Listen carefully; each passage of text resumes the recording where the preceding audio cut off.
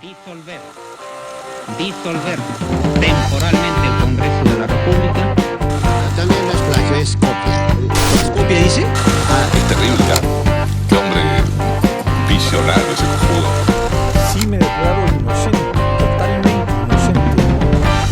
Hola amigos, ¿cómo están? Bienvenidos una vez más a Rajes del Oficio. El día de hoy estamos con Martín Schoy, autor de Las Líneas Torcidas y uno de los sobrevivientes del caso Sodalicio. Martín, bienvenido al canal una vez más y gracias por aceptar la entrevista.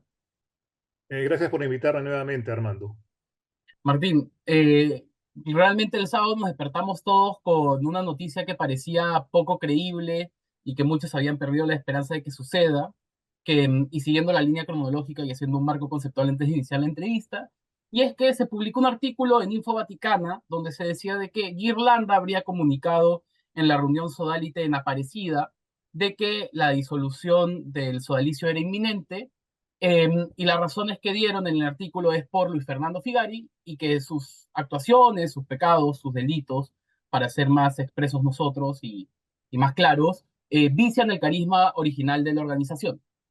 Esta información rápidamente fue confirmada, entre otros, por José Enrique Escardó a través de su Twitter, diciendo que había constatado la información con distintos pseudólites, que la información parecía cierta, y otros medios también rebotaron la noticia. Y el día de hoy, lunes, nos despertamos con un comunicado de la misma organización, del Sodalicio, señalando de que en líneas generales,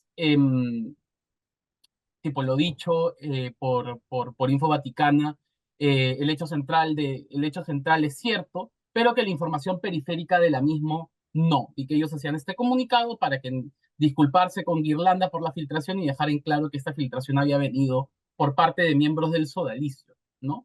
Y también hoy día nos despertamos con la noticia rebotada en la encerrona de que el monseñor Jordi Bertomeu ya estaría viniendo al Perú para ejecutar la orden del Papa en el marco de la reunión de la conferencia episcopal donde se va a elegir al nuevo vocero de la misma.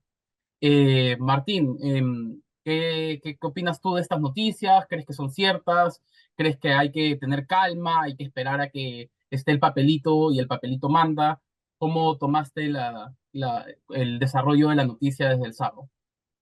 Bueno, hay varios puntos que hay que tener en cuenta en todo esto, ¿no? La primera vez que apareció la noticia en Info Vaticana, yo tuve cierta desconfianza debido a que Info Vaticana es uno de los medios de lo que Religión Digital llama la fachosfera católica, Ujú, es decir, aquellos medios de extrema derecha que no se oponen abiertamente al actual pontificado del Papa Francisco, pero sí lo hacen de manera soterrada, medio sutil, y que en el fondo no están de acuerdo con lo que está haciendo el Papa Francisco. ujú, Me parecía raro que fuera este medio el que publicara la noticia, que además venía de lo que se había comunicado en la Asamblea General de Sodalicio. Es decir, no era ningún documento oficial, no era ninguna información proveniente del Vaticano. Ahora mismo,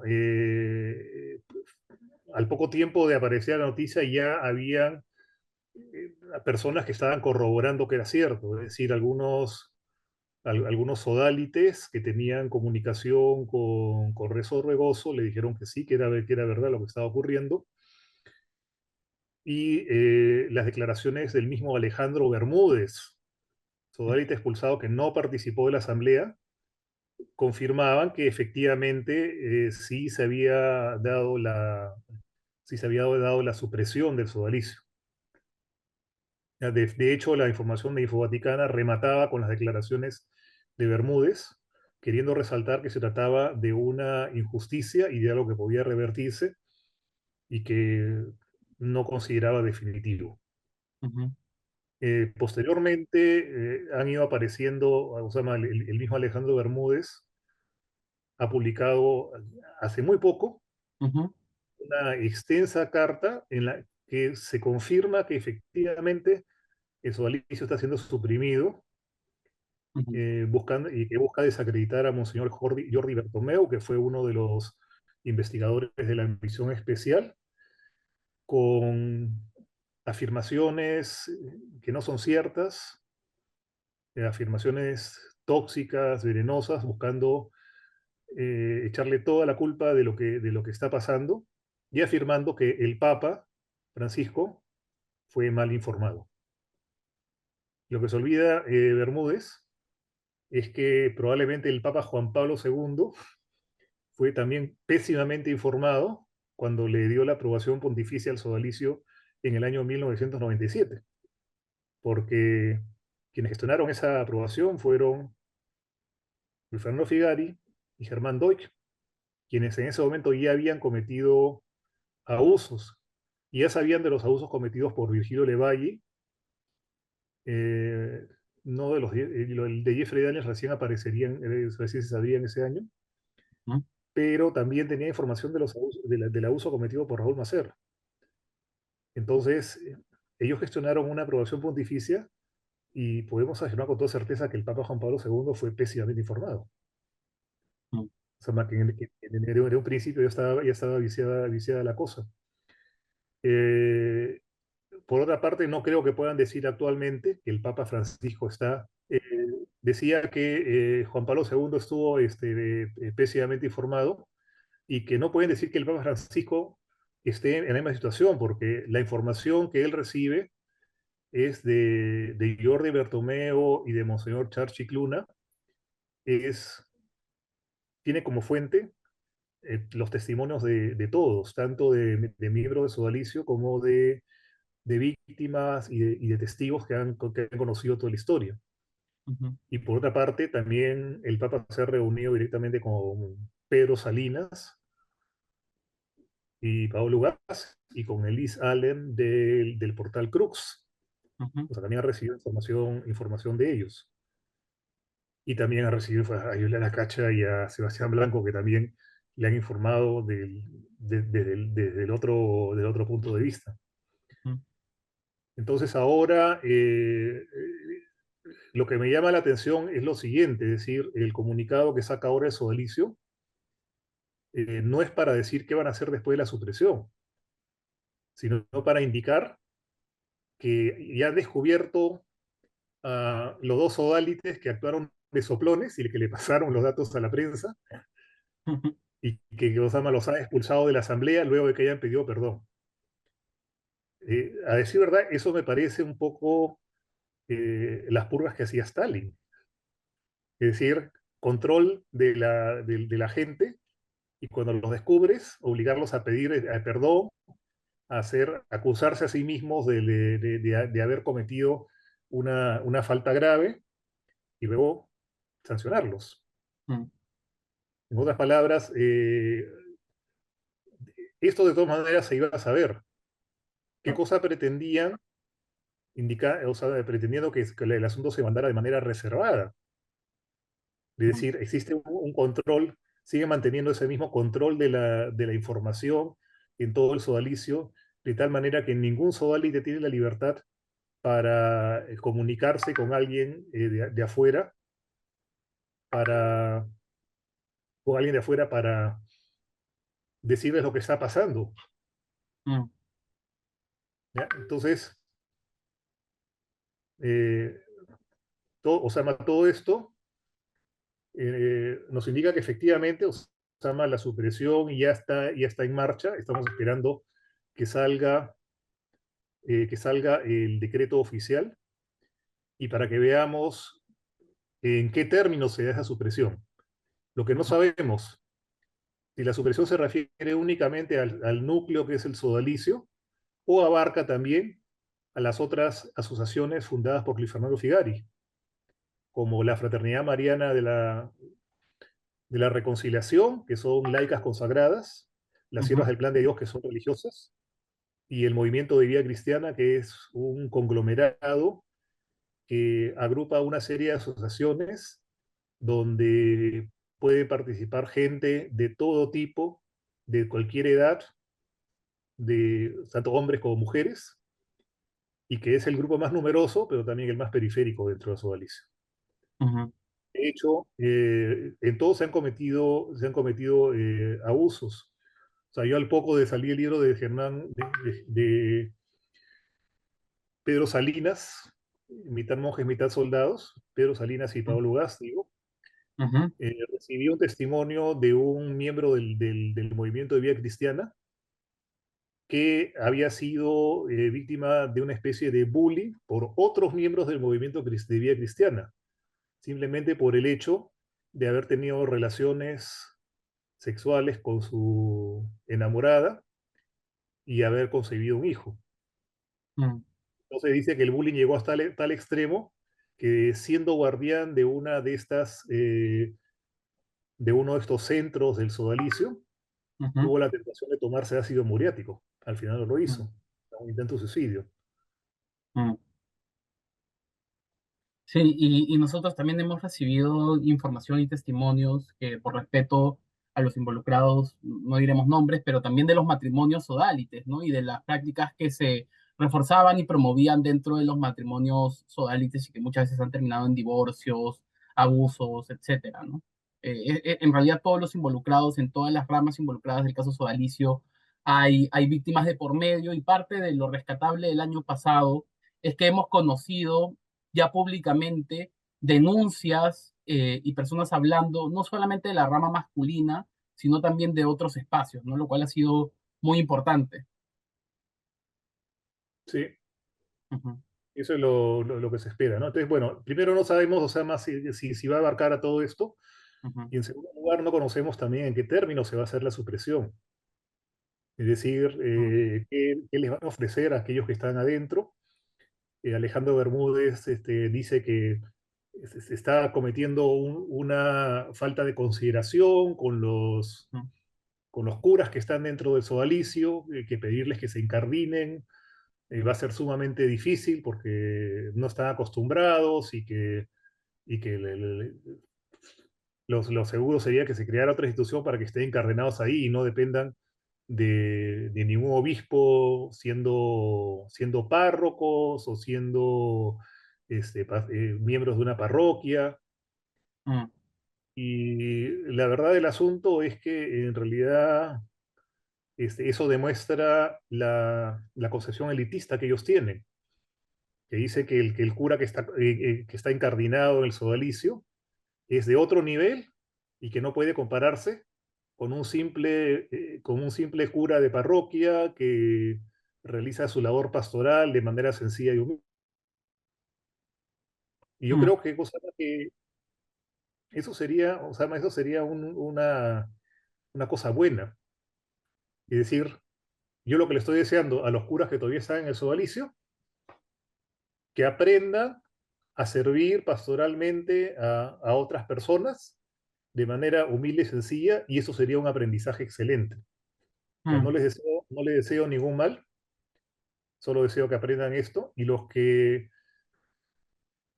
se muestren rebeldes, recalcitrantes, o sea, que quieran mantener desde su cuota de poder, pues simplemente que sean reducidos al estado laical, ¿no? ujú. Sí, sí, claro, uno de los elementos que más se menciona cuando hablamos del caso sodalicio como organización católica es que muchas veces son más sodalites que católicos, ¿no? Teniendo esto claro, ¿tú qué piensas que va a pasar con la mayoría de sacerdotes? ¿Tú crees que van a ir por la opción de encardinarse y van a entrar a ser diocesanos o entrar tal vez a alguna otra congregación ya existente? ¿O tú crees que van a tomar por el camino de volver al estado laical y soy sodalite o no soy nada? No lo sé francamente, porque entre los sacerdotes odalites hay tantas personalidades diferentes Mm, que no se puede saber qué camino van a tomar. No se mm, puede saber qué camino van a tomar. mm. Volviendo O sea, a... ahí no hay, o sea, un perfil que tú puedas considerar que es igual para todos. mm, volviendo al comunicado, bueno, comunicado, la nota de prensa inicial de Info Vaticana, ¿consideras que la filtración a los medios de la decisión ya tomada, dicha por el cardenal Guirlanda en la Asamblea General de Sodalicio, una parecida, tiene que ver con una estrategia de control de daños, de evitar un fin que parece inevitable? ¿Tú por qué crees que se ha filtrado a la prensa por parte de ellos, ¿no? Ahí o sea, me agarra, o sea, tendría que especular y o sea, no tengo bases para, como para hacer eso, ¿no? Mm, Y definitivamente el comunicado que saca el sodalicio indica que ellos no querían que se supiera esto. Es decir, que ellos son suprimidos debía mantenerse como una cosa reservada Ujú. hasta que ellos pudieran reaccionar y ver si podían revertir eso. Es decir, no querían la supresión, no querían que se supiera nada. Pero esto no es un asunto, eso no es un asunto privado, es un asunto de interés público. Claro. Entonces, si se les ha comunicado que ellos debían ser suprimidos, ya Ujú. deberían estar pensando en qué cosas van a hacer de ahora en adelante. Mm. ¿Ya? Y la iglesia también debe estar pensando qué va a hacer con ellos, porque los odalites que de buena voluntad están ahí, no están libres de la contaminación que produce la propia espiritualidad sodalite, si podemos llamarla así. En realidad es una ideología.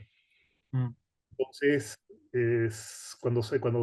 uno ya descubre que ya el sodalicio no existe, que uno tiene que iniciar una nueva vida sin que haya esta estructura institucional, se necesita todo un trabajo de terapia, de direccionamiento de la propia vida, de descontaminación, porque uno está prácticamente con el cerebro lavado, Ujú. uno por más bueno que sea. Mm. Alejandro Bermúdez ya ha puesto la cancha en la comunicación que tú mencionas, que hizo a través de la plataforma de X, y ha puesto la pelota en la cancha de Bertomeu, señalando de que el sodalicio a la hora de sentarse a negociar los términos de la supresión no debía ceder al malintencionado Bertomeu y pone una lista de 10 puntos señalando los vicios que tendría Bertomeu para llevar a cabo esta, esta negociación, ¿no? Pero él empieza el comunicado diciendo de que él respeta como sodalite y como católico lo dicho por el Papa. Y a mí me parece genial la respuesta de José Enrique Escardó a este mismo tuit, diciendo de que desde un inicio hay un problema porque al mismo tiempo que reconocen la autoridad del Papa, no reconocen la autoridad del enviado mismo del Papa y que a todos efectos prácticos es, por así decirlo, como un embajador papal, ¿no? Es decir, representa al mismo Papa Francisco. No sé qué opinas de esto. Mira, quieren cargar todo sobre los hombros de Bertomeu, Mm. echando la culpa de todo lo que ha pasado. Pero ¿por qué no dicen nada sobre Monseñor Charchicluna? ¿Por qué no dicen nada sobre Simona Brambila, Mm. que es la responsable de tomar esta decisión y presentársela al Papa para que la rubrique él? ¿Por qué no dicen nada sobre ellos? Eh, o sea, Jordi Bertomeu no es alguien que haya actuado como un francotirador y que haya hecho todo lo que hizo en solitario, sino que forma parte de un equipo. Mm. ¿Ya? Y dentro de ese equipo hay que confrontar la información, ver qué decisiones se toman, analizar todo. Entonces, es como decir, Osama, cuando Jordi Bertomeu se vaya al Perú para administrar la supresión de sodalicio, no está viniendo en nombre de él, Mm. está viniendo en nombre de toda la institución del Estado Vaticano y con todos con todos los permisos y con todo lo que se hizo. Mm. ¿Ya? Osama, tú sabes que Osama, eh, una estrategia que siempre se usa cuando no quieres enfrentarte a alguien al cual no puedes enfrentarte sin que haya mucho roche. Es decir, por ejemplo, cuando alguien se quiere enfrentar al presidente de una empresa, pero sin indicar que está en contra de ese presidente de la empresa, o cuando uno se quiere enfrentar al pontífice, pero sin decir que está en contra del pontífice, siempre hay el recurso de decir que están mal informados. Mm. Y esa es la táctica que se utiliza.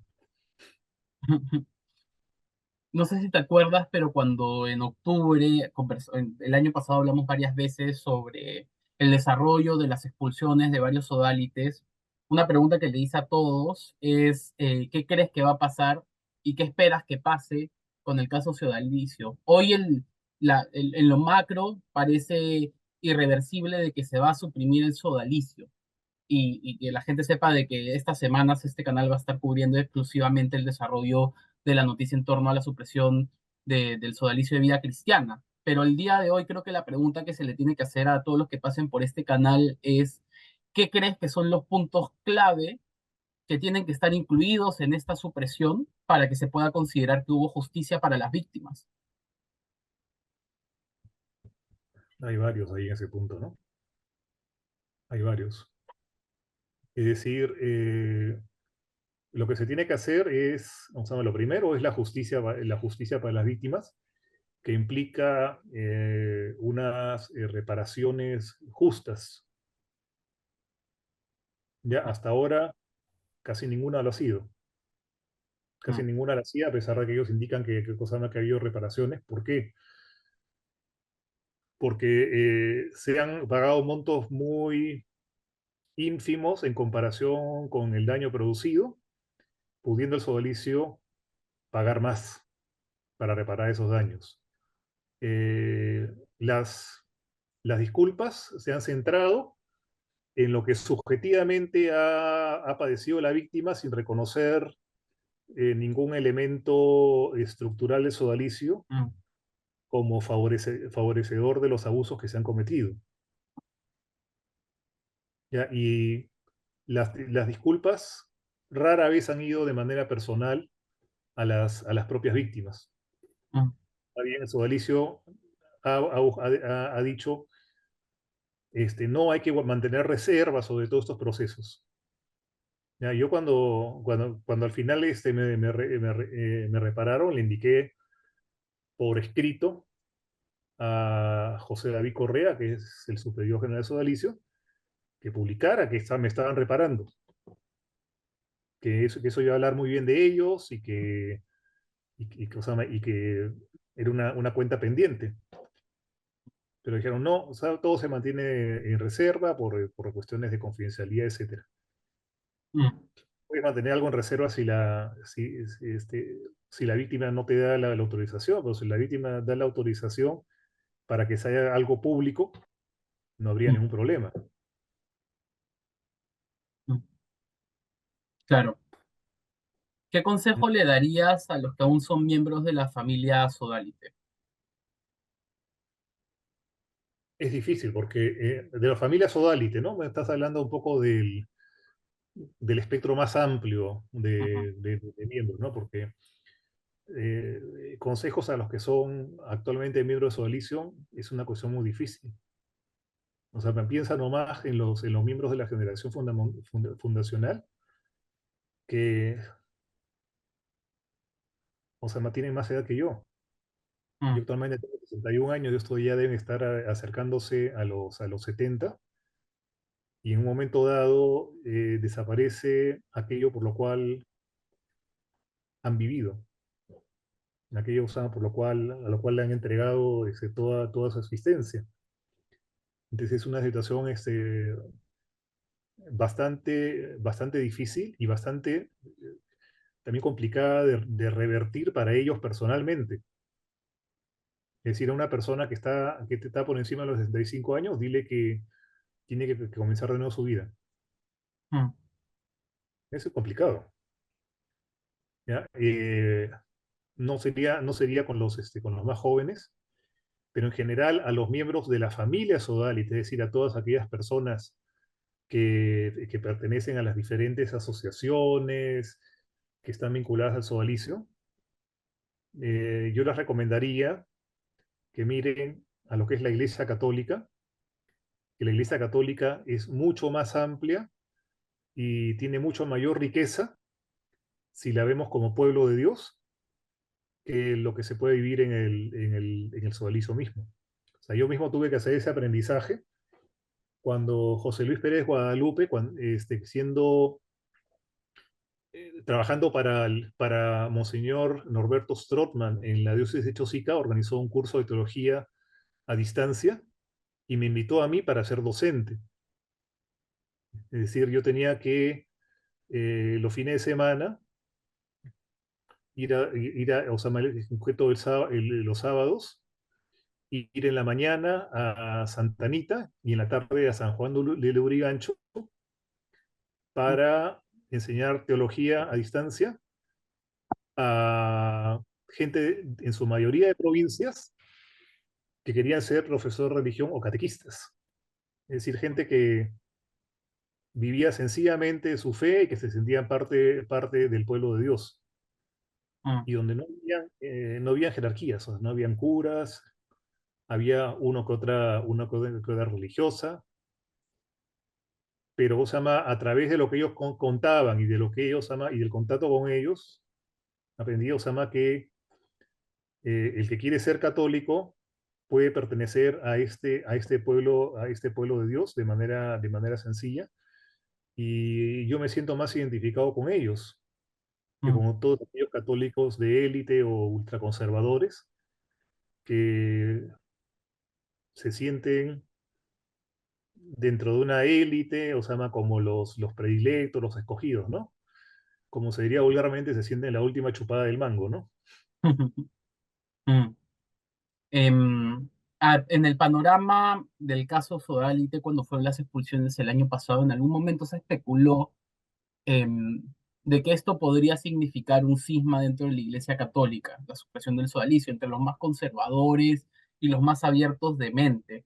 ¿Tú crees que la supresión del sodalicio va a tener consecuencias grandes a nivel de la Iglesia Católica? Ya sabemos la relación del sodalicio con los sectores más conservadores de la Iglesia Católica en Estados Unidos, por ejemplo. Bueno, Alejandro Bermúdez tiene una gran cantidad de fans que lo siguen o sea, y creen todo lo que dice. Ujú, Entre esos fans están muchos ultraconservadores, sobre todo en Estados Unidos, pero también en algunos países de América Latina. Por ejemplo, yo vi hace poco un especial que sacó un tal Luis Román, que reside en los Estados Unidos, que parece que es mexicano, ujú, y que se mantiene una postura sumamente conservadora respecto a la fe católica. ujú, Eh, Comunicaba con cierto pesar que se estuviera suprimiendo el sodalicio, porque él mismo había entrevistado a Sebastián Blanco y a Viviana Cacha, y lo que él decía también era que la noticia de Info Vaticana decía que se suprimía o se disolvía el sodalicio ujú. por la inmoralidad del fundador de Luis Fernando Figari, pero no por los abusos cometidos, ni por los abusos sexuales, o sea, ni por todas esas cosas que, o sea, que dicen de la institución. Mm, Ahora, si tú miras el apunto de, bueno, ¿y en qué consistía la inmoralidad de Figari? ujú. ¿Por qué la institución no tenía un carisma? Porque él mismo había cometido abusos Claro. y había creado un sistema para abusar. Un sistema para abusar, entonces eso no califica como para tener un carisma espiritual que le dé sustento a la organización. Pero eso es algo que no quieren ver, Mm, que no quieren ver, ¿no?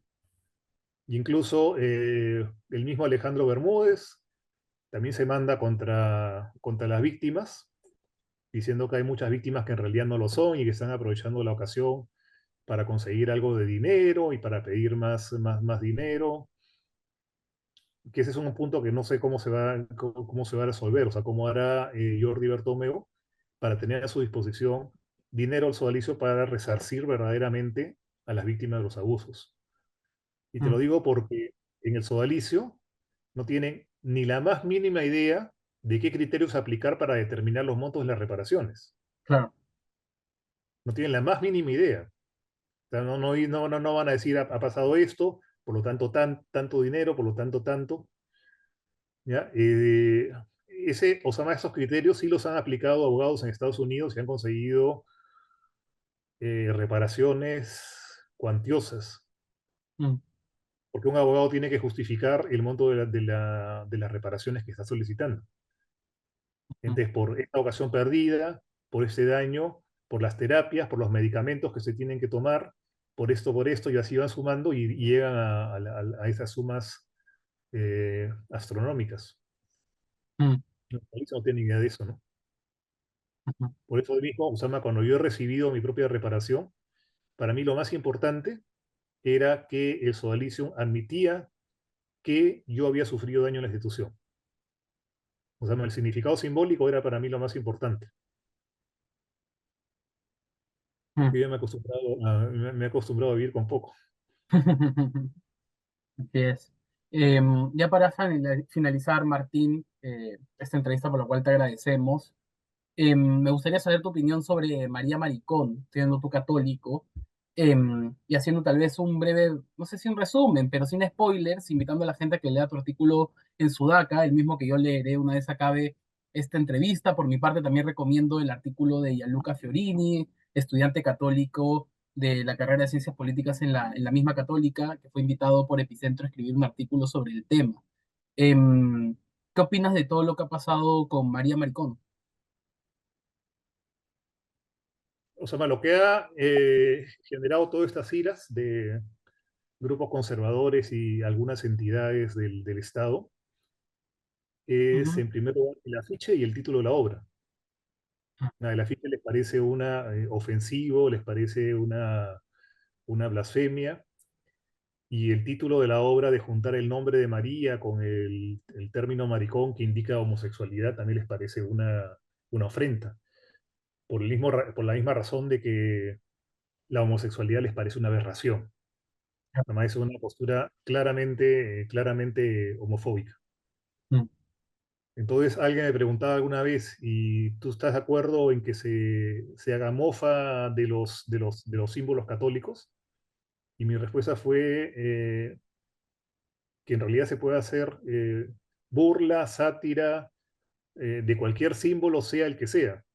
ujú, Porque si tú dices que los símbolos católicos no pueden ser objeto de sátira, entonces también tienes que excluir a los símbolos del nazismo, del comunismo, del capitalismo, del protestantismo. O sea, ujú, cualquier símbolo, o sea, ya no podría ser objeto de sátira, ¿no? ujú. Y el mismo Carlín que hace sus caricaturas también tendría que cerrar el kiosco y ya no hacer ninguna más. Porque él también, o sea, utiliza muchas veces esos símbolos para hacer un comentario irónico Ujú. que invita a la risa, ¿no? Claro, y además ahí, y Pedro lo ha retuiteado, yo no lo había visto en su momento, yo era muy chivolo, pero claro, está este proyecto de ley que presentó el congresista Carlos Tubino en su momento para penalizar las ofensas a la fe, ¿no? En el marco de una galería de arte que puso en presentación una obra donde se representaba a mujeres trans como vírgenes, ¿no? O sea, este debate en realidad ha renacido en un contexto político claramente distinto al de ese momento. Sí, pero el problema está que no se podría hacer una ley porque se basa en criterios puramente subjetivos. Mm, Es decir, es una ley contra aquello por lo cual algunos grupos se sienten ofendidos. mm, Ya, porque la blasfemia no es otra cosa que sentirse ofendido porque u- han manipulado o utilizado algún símbolo que tú consideras sagrado. mm, ¿Ya? Pero es claramente o sea, el catecismo de la Iglesia Católica dice que la blasfemia consiste en proferir contra Dios, interior o exteriormente, palabras de odio, de reproche, de desafío, e injuriar a Dios, faltar al respeto en las expresiones, en abusar el nombre de Dios.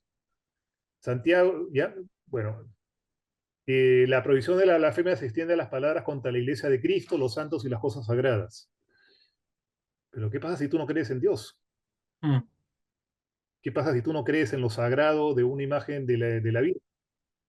¿O mm, no crees, o sea, que las cosas sagradas que los católicos consideran como tales, tú no crees que lo sean? mm. Entonces, no estarías cometiendo blasfemia si tú utilizas eso para hacer una crítica social o una crítica filosófica, ¿ya? Porque eso forma parte de la libertad de expresión. Ujú. O sea, el único límite a ese tipo de sátiras es que si tú utilizas algún símbolo y lo satirizas para difundir mensajes de odio o de racismo o de discriminación. Ujú. Y este no es el caso en el caso de María Maricón. Mm. O sea, la misma obra, si uno mira el resumen del contenido, quiere expresar lo que el autor mismo, como homosexual, ha vivido en ambientes católicos Siendo él católico, y además. expresar también su protesta. ¿Ah? Siendo él católico. O sea, no es como un No, él es espectador. agnóstico. No, él es Según. agnóstico. Ok, bueno, Él mismo ha dicho que es agnóstico. ok. Ok. ¿Ya? Él mismo ha dicho que es agnóstico. Ujú. ¿Ya? Entonces, hay este primer punto, ¿no? Y en segundo lugar, o sea, hay una cosa que también debemos tener en cuenta. Las imágenes de la Virgen que forman parte del panteón de la devoción católica Ujú. no representan a la Virgen, a la María de Nazaret histórica. Mm. Ya decirla, ten en cuenta, o sea, vírgenes de raza blanca, con vestimentas que no existían en esa época, vestimentas lujosas, son construcciones sociales e históricas que se han dado a través del tiempo. Mm. Entonces, pretender que eso sea una ofensa contra María es un absurdo. Es un absurdo, ¿no? Porque María de Nazaret debió parecerse mucho más a las mujeres palestinas de Gaza. Mm. ¿Ya? Ah. Entonces, la pregunta es, a una mujer de raza semita, o sea, no raza, ¿no? Porque el concepto de raza no existe.